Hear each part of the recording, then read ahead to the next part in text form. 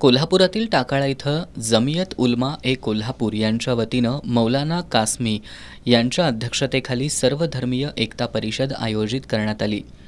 देशात विशिष्ट असा एक गट जातीयता निर्माण करू पाहतोय, तेव्हा अशा जातीयतेला नफरतीनं उत्तर देण्याऐवजी प्रेमानं उत्तर देऊया.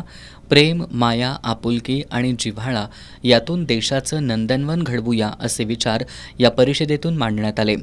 जातीय द्वेषभावना वाढीला लागत असून ती रोखण्यासाठी सर्वांची जबाबदारी असल्याचं मत धर्मगुरू डी.बी. समुद्रे यांनी व्यक्त केलं.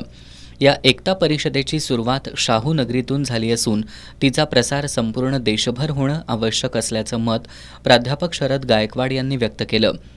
या परिषदेत अनिल कदम, राष्ट्रवादीचे आर.के. पोवार, मराठा महासंघाचे राष्ट्रीय उपाध्यक्ष वसंतराव मुळीक यांनीही आपले विचार मांडले.